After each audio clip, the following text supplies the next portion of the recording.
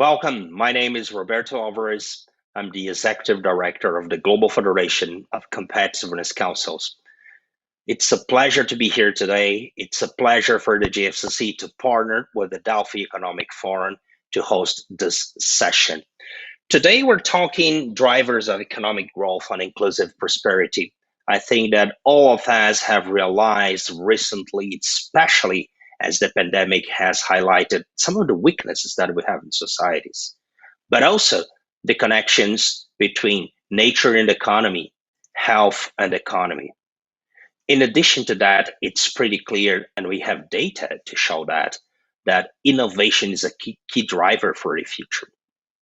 I'm privileged today to be here and to be joined by some amazing colleagues coming from different parts of the globe.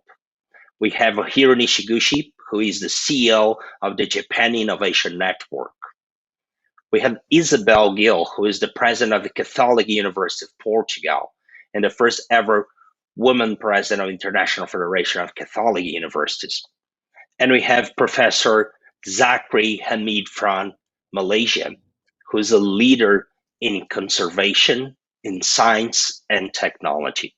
I invite all of you to check their bios and to see the things that they're doing in their countries and around the globe. Here, Isabel and Zakri, it's really a pleasure to have you here. And as we talk about inclusive prosperity, economic growth, and the drivers for that, my first question to you is, it's really, what's your take on that? What are the drivers to build prosperity for everybody and to build future growth? Hiro, maybe we could get started with you. Roberto, thank you very much for the invitation to be here. It's a pleasure for me to be here, and I like to talk about this issue from three perspectives. Number one is sustainability. Number two is prosperity, and number three is innovations. And oftentimes we thought about these issues as independent, non-related issues. However, I think as we go through this amazing and very disastrous pandemic situation literally around the globe, we are realizing every day that these three issues are interrelated, and we should think about three issues as also as a kind of a package, as a combined themes for us to go through. And with that, I think the most important thing for us is to really to have a holistic view on what's going on right now, and also to think about innovation from sustainability and prosperity perspectives. And to do so, we have to have a purpose. I think innovation does need a purpose, and because innovation activity without purpose does mean, frankly, nothing. And but now, every day, we are discovering the importance of having a good purpose and clear purpose, and to create a better society. And again, innovation will play a very important role in, again, sustainability and prosperity arenas. I think, Roberto, I stop here, and the floor is yours, Roberto. Thank you. Thank you so much, Hiro. And I'll just tee you up maybe for the next round. You're talking about innovation. You talk about inclusive, holistic perspectives and purpose. I want to explore when you are back. I want to explore a bit of your knowledge and insights on the how we could do that, how could we address those things. But now, Isabel, it really is a pleasure to have you here. You are not just a leader who's in the GFCC playing an amazing role, but also you are changing different things in your country. You're changing different things at the Catholic University. So what's your take on those drivers, and What are some of the insights that you have gained about building future growth and creating prosperity for all? Thank you, Roberto. It's really a pleasure to be here with Hiro and Zakri to discuss at the Delphi Forum at this important moment also for Greece celebrating the anniversary of the Greek Revolution. Well, I think that when we talk about growth, there are two drivers that are absolutely key, and especially for those of us who are working within a knowledge ecosystem and creating bridges with the economic sector, with companies. With finance, with industry, and trying to bridge, not simply trying, but really working to bridge that, I wouldn't call it divide, but the difference between a knowledge ecosystem that over the past decades has exploded from within the walls of that traditional notion of the university or the academic environment as something that is housed in an ivory tower, into a perception of universities and knowledge centers as critical to growth, to create more jobs, to boost industry, and to foster an innovative ecosystem. Now, for this alliance to occur, the world requires, countries require predictability and trust. And that is absolutely what has been the problem over the past year. What the pandemic did with its unprecedented explosion in our daily routines was precisely to create a crisis in trust and in our sense of how the future would evolve and how the current policies, strategies, and modes of development were going to fare out. Now, this has deepened the sense, as Hiro said, that we are all in this together. We're all connected. So the solutions need to be holistic. They cannot be national.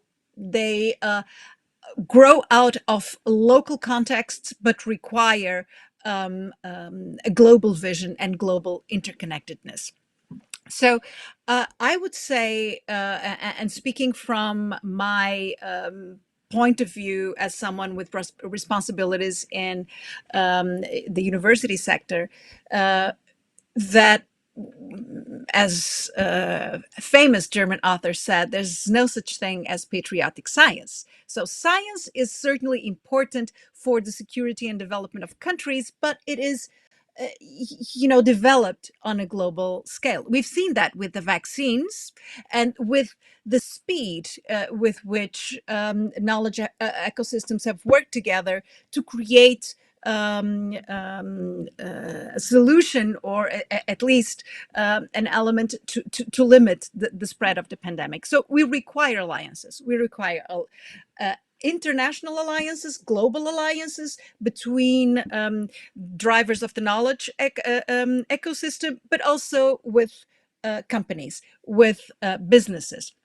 And I just want to focus very briefly, because I was talking about vaccines, of something that we have been doing in Portugal. It's a structured cooperation with the United States, with a company in San Francisco. It was the largest, let's say, private public partnership. So between a university that is private, a private company, but also boosted and supported by the Portuguese government, a development in biotech that started 3 years ago. And through this cooperation, we had developed the kind of trust that allowed us to build from that partnership to enhance now collaboration with the American Infectious Disease Research Institute, IVRI, to work on the development of sustainable vaccine adjuvants. So this will enable, on the one hand, lower the cost of vaccines, not only for COVID, but for other areas of other disease areas, and boost or put biotech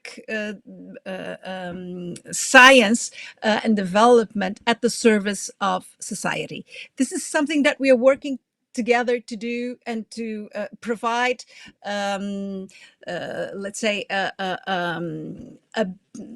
not only a relevant and representative case study of university, private sector, and government collaboration, but really with, as you were saying, Roberto, with a purpose.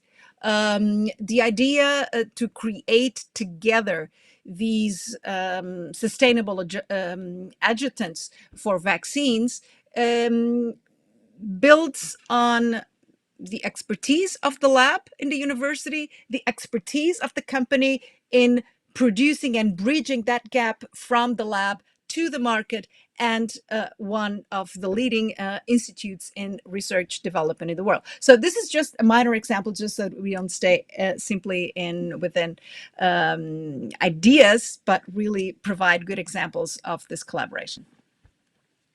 That's amazing, Isabel. So thank you so much for sharing. When I go back to you, one of the things that I want to ask you, it's really about your secret source to build those partnerships. You mentioned cross-sector collaboration, public-private partnerships, and doing that not just at the local level, but the global level. That's quite challenging in some way. So just I want to leave the idea for us to explore in the next round. Professor Zakri, I want to turn to you because you are actually one of the leaders from whom I first heard about this need to connect growth with respect for nature. So how can we do that in practice when we think about drivers for future growth and prosperity? I'm delighted to be here with this distinguished panel. I'm trained as a biologist, but I'm also a student of science diplomacy. In fact, I was co-opted to be in that as a negotiator of my country to several UN treaties, in particular the UN Biodiversity Treaty. So I've been a student, I've been an observer, and I have some views, Roberto. I'd like to respond to the first question that you gave us, and that is what is needed to connect growth, sustainability, and inclusiveness. In any civilized society, growth or economic growth has always been the ultimate pursuit to achieve prosperity, sometimes achieving it at all costs. This pursuit, I must say, uh, tends to neglect two other components of human survival, namely sustainability and inclusiveness. Now, as we see, the ongoing saga of COVID 19 is a classic example of how, in pursuit of development, we are encroaching on nature, destroying the habitats of wildlife, which in turn release those multitude of pathogens, such as coronavirus, which has caused grave harm to human beings. Now, our technological advances, which of course have provided many benefits to our modern lives, have also been detrimental to the planet. Roberto, one of my favorite actors is Julia Roberts.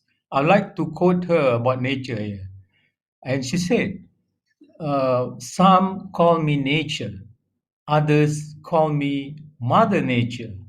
How you choose to live each day, whether you regard me or disregard me, doesn't really matter to me. One way or other, Your actions will determine your fate, not mine. Indeed, this is what is happening today. Once we were told that humankind could never compete with the geological forces taking place in nature or taking place on Earth. However, since the Industrial Revolution, and in particular over the last 50 years, our human activities, which involve the usage of fossil fuels, are so far reaching that we have changed the chemistry of our atmosphere, resulting in global warming, causing ice to melt and sea level to rise. The ultimate impact on our civilization is nothing short of a biblical proportion. The other aspect is about inclusiveness. I just want to refer here that today more than 780 million people, is about 11% of the world population, live in extreme poverty on less than $1.90 per person per day. So this is terrible. So how do you connect these three, namely growth, sustainability, and inclusiveness? It I think is, as everybody knows, it is at the heart of sustainable development, economy, environment, and social equity. These three legs needs to be balanced. So when you ask what is needed, I think what is needed is a mental reset, a transformational change in thinking, attitude, and behavior. There needs to be political will among our political leaders. So it's quite bleak, but I must conclude by saying all is not lost though.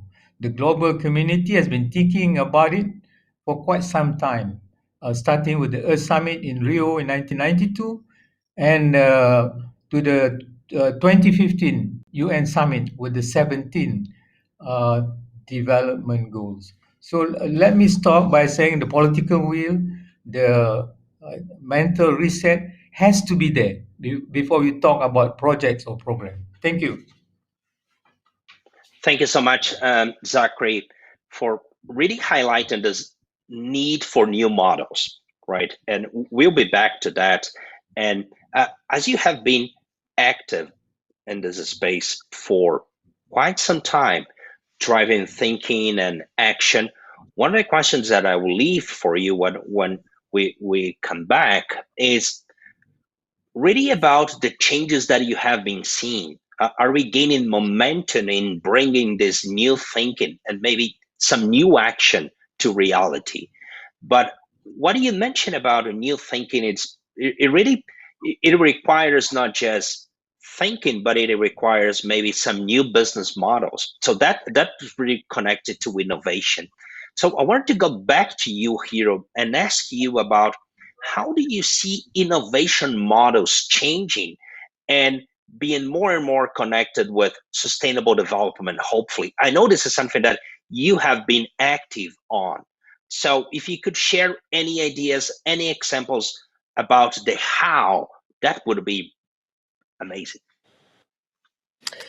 Well, actually, thank you again, Roberto. And before actually talking about how, I like to actually probably deep dive into the root cause of the problems we are facing right now. Because without understanding the nature of the problem, we cannot work on solutions. So let me, if I may, I like to spend a few minutes really to talk about the problems. I'd like to actually talk about. I'd like to actually define the problem we are facing, and then I'd like to talk about some how or practical way to solve the problems. And actually, my thinking is that this pandemic itself is not a disaster. However, real disaster is our inability to respond to the situation. The, unfortunately, the pandemic has forced us to reveal our weakness, and frankly, sometimes inability to even to prepare for or to respond to the situation. And let me take a look at the situation from the very holistic viewpoint. And I'd like to use some metaphor. And I think everybody watching this video must be using some sort of smartphone. And actually, when you see the smartphone, you have basically three components in the system. Number one, the hardware. Number two, applis. You use your applis every day, I think. And actually, what you don't see every day, however, you use it every day, is operating system. And I think based on actually two amazing panelists' comments, I'd like to propose some idea, which is probably we have to upgrade our operating system right now of this society, and also for innovation. And in fact, as is often the case, even if you have a wonderful applis, and unless your operating system or OS is upgraded, actually you can use your apps. And sometimes in your smartphone, you will unfortunately have some virus. And the operating system has to be able to deal with viruses, right? And so what we are observing right now is this, our operating system of the society needs to be upgraded to deal with various changes we are looking at every day. And digitalization is not actually about operating system. It is, in fact, from my perspective, it's more like apps.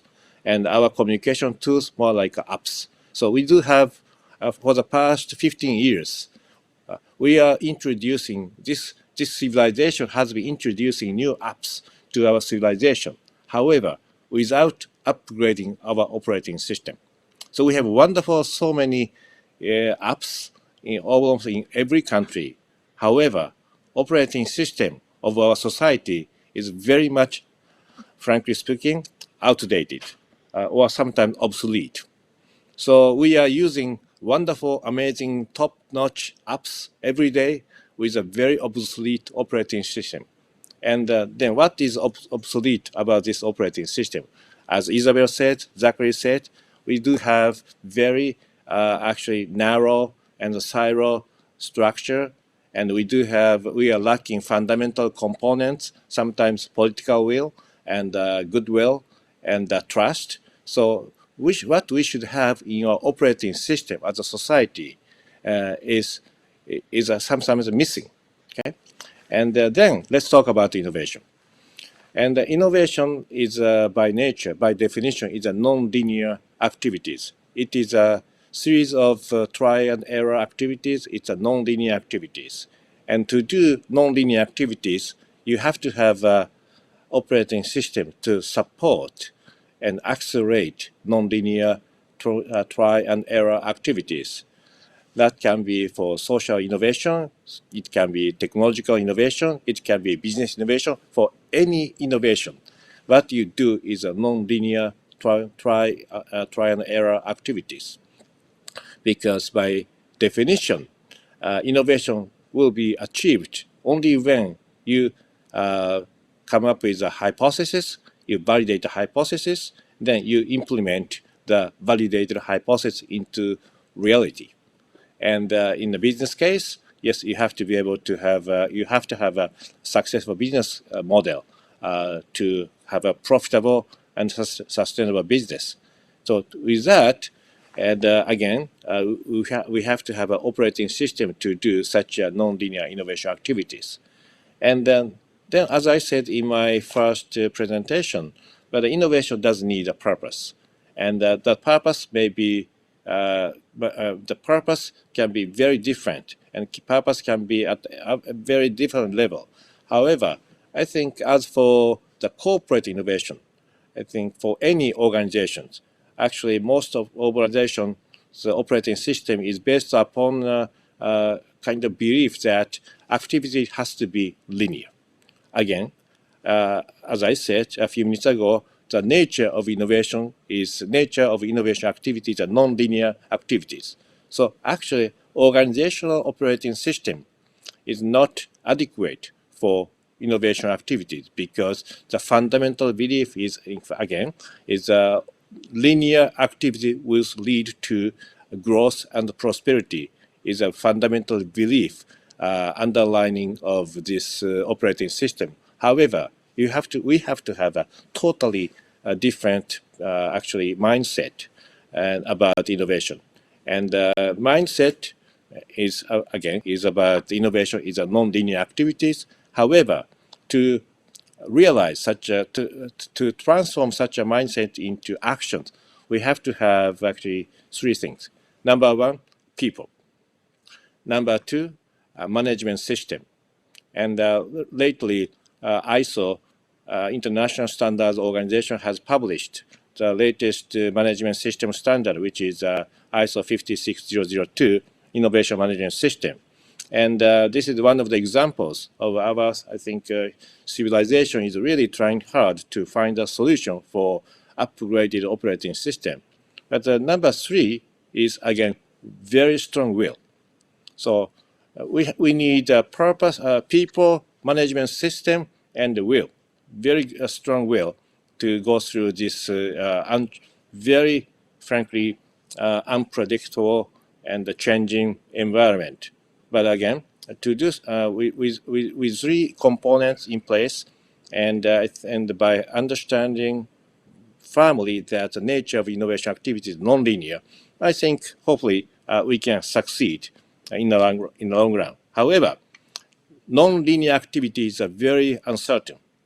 Unfortunately, our civilizations are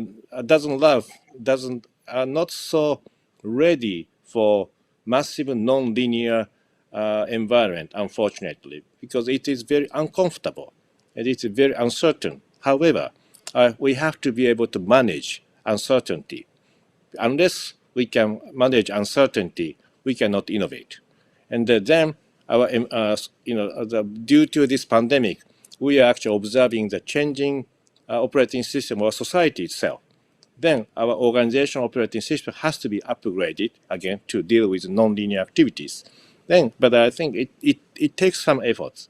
But I think the role of the leaders and leadership is very important going forward, because unless leader is convinced of the value of such a non-linear activities and the necessity to have a upgraded operating system or management system, it's very difficult to even begin this journey.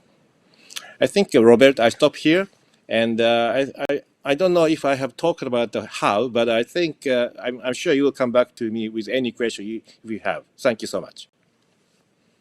Thank you. I will be back to you. And thanks for outlining this really comprehensive view that it's multi-layered.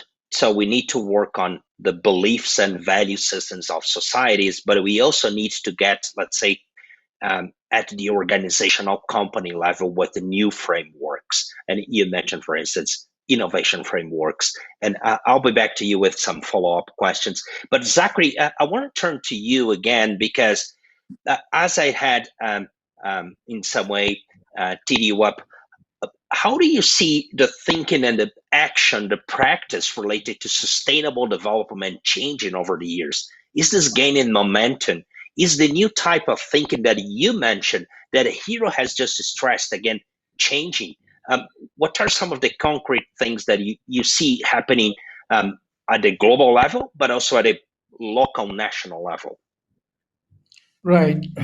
Well, Hiro is absolutely right, telling us about the non-linearity of the problem. At one point, the world is taking the case quite simplistically in their own silos. Take, for example, at one time during the Earth Summit itself, the Convention on Biodiversity is discussed in isolation with climate change. But we know the problem of sustainability and also to a certain extent inclusivity is multi-sectoral. It's multidisciplinary. It needs a whole host of different actors or stakeholders. But through the years, about 30 years or so, it has changed.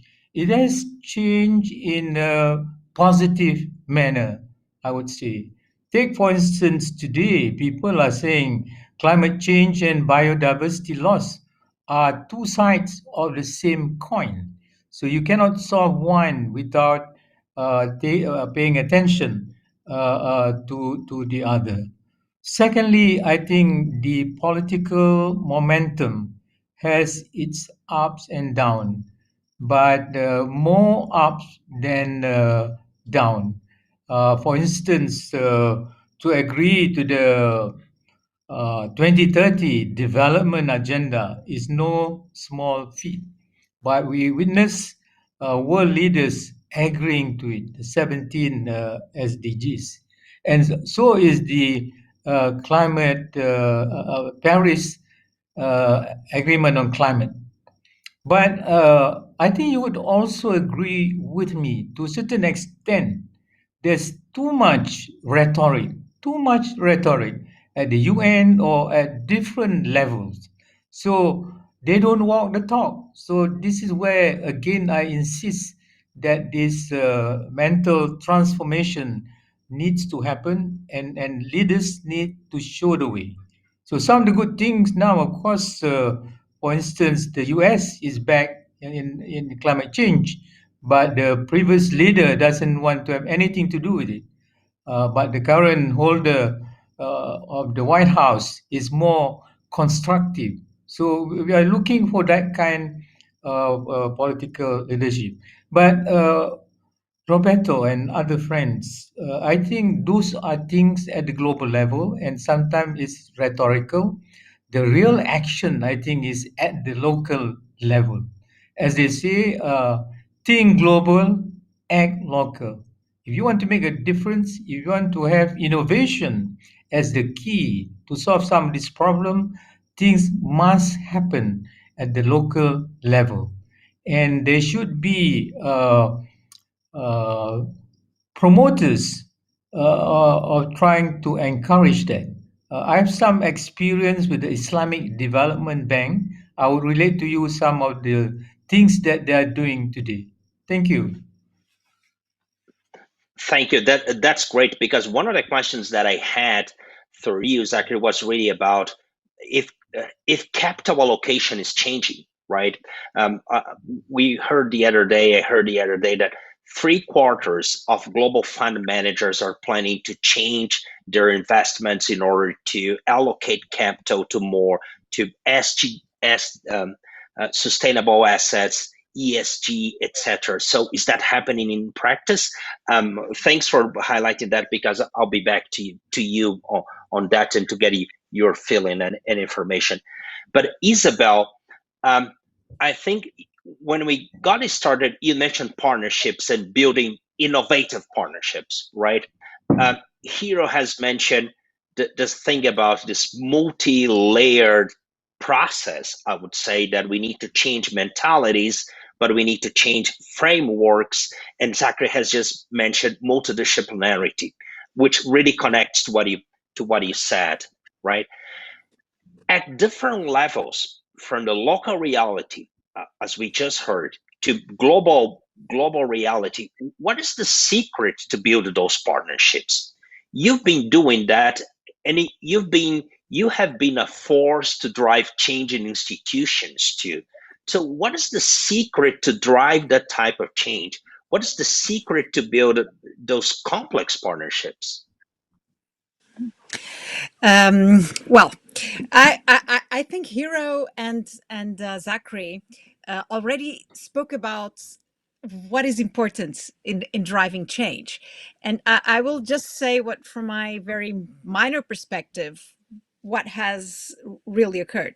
On the one hand, first you require a sense of understanding that the decisions you make, albeit local, may and will, if you are working in a knowledge ecosystem, have global impact. So you have to be aware of being embedded in a global ecosystem, being aware of what the drivers for change are, feeling and understanding the interconnectedness of the impacts of your policies and your actions in a global context. I think this is the hardest thing, for instance, when we talk about sustainability and when governments or institutions need to implement environmental friendly policies in their countries, because the impact, the added value, may not be perceived immediately and on the short term by the people who are being called upon to take on these practices and own these policies. The measures that we take at my institution, in my country, in Portugal, in our continent, in Europe, will have an impact in Asia, in Africa, in South America. Now, that is a hard sell for politicians and for populations in general. But this is why forums such as this are important. So I think first one has to think globally, albeit working on a local level, but you have to feel that you are part of a global community of will, of interest, of purpose. Then you require a vision, of course. If you don't have that cosmopolitan view, your interventions will be simply aimed at a narrow dimension, which, in faced with the complexity of the challenges and the environmental society that we have, will not be very productive. So you require that cosmopolitan vision, will, of course, and leadership, as Zakri was saying, but also a sense of pragmatism and being very aware of what your priorities are. And I want to focus now on one of the priorities for this. We're all talking about a mental reset, about change. We understand that we are faced with a watershed moment, and that there is no second opportunity to make the necessary transformations. And what is at the center? We've spoken about regulatory frameworks, leadership. Well, but I want to focus now on people in our institutions and on the corporate level at universities. They are the change makers. If we are not able to, from the different perspectives, either as politicians, as corporate leaders, as scientists, if we cannot inspire the people we work with, the people we are responsible for, to cooperate and to act on that change, then there will be no future. And one of the issues that we, with the incredible technological advances that we are faced with, AI, automation, digital transformation, even the implementation of ESG compliant models at our institutions, well, this is going to take a toll on a certain workforce that has not been reskilled to take up the challenges of this brave new world we are facing. So I would say something that we have to pay attention to and act immediately on. There is not much time to react to this, is to educate the workforce so that we leave no one behind.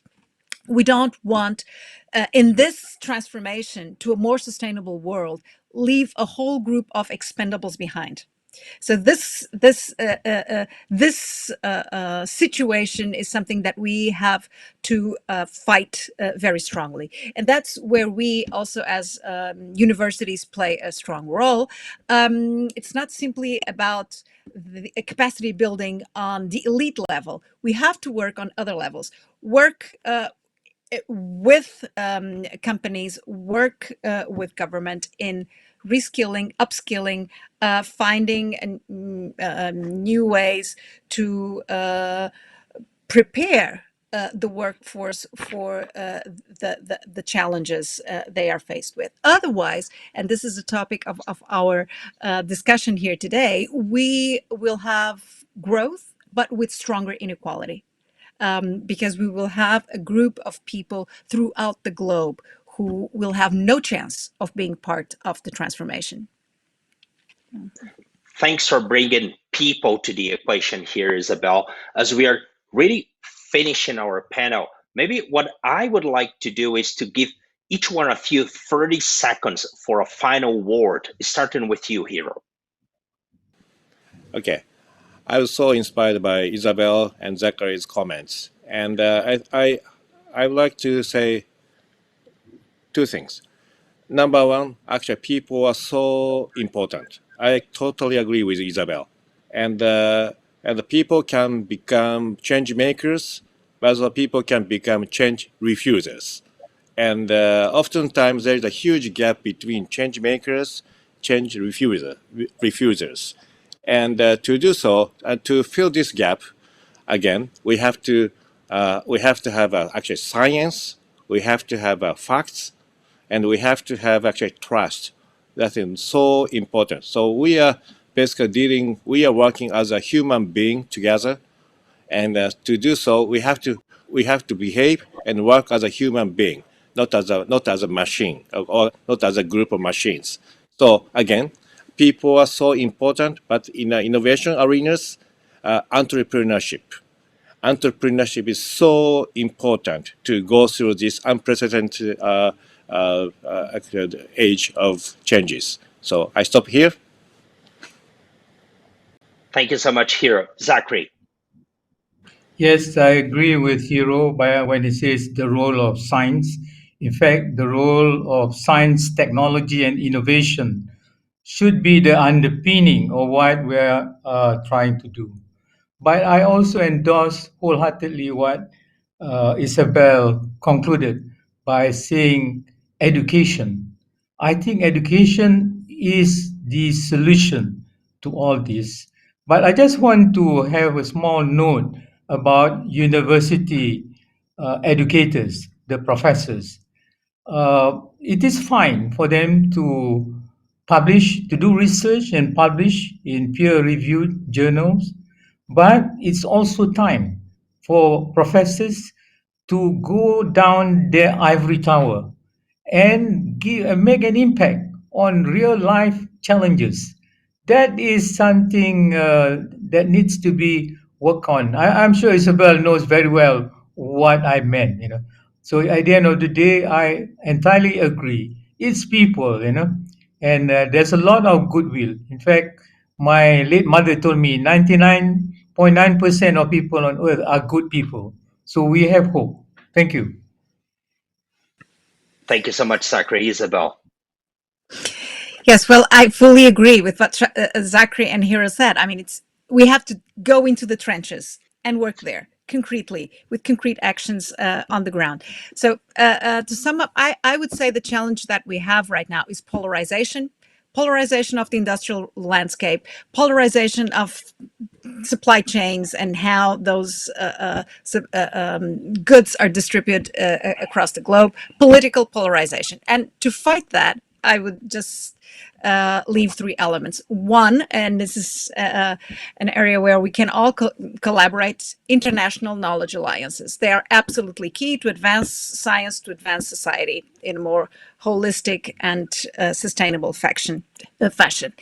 Then strong education policies, and certainly we can learn from each other, working in holistic form from kindergarten to the higher echelons, creating an awareness for the real societal challenges of our world and using science knowledge as a driver of that sustainable transformation. And I would say also stronger awareness for the redistribution of global distribution chains, and think about what is really important for the common good, if needed be, to adapt IP, regulation to the dire needs. And I'm talking right now of COVID, of course, and vaccines and the global need for vaccines, how, to support anything that can boost the work of COVAX and the Gavi Alliance, if needed be, to suspend IP, because it is all about saving the globe together. Thank you so much, Isabel. Mm-hmm. This was an amazing conversation. I learned that we need systemic action, that there are signs of progress, but that we need to drive change, focusing on people and building new alliances. It was a pleasure to be here with you. Thank you so much.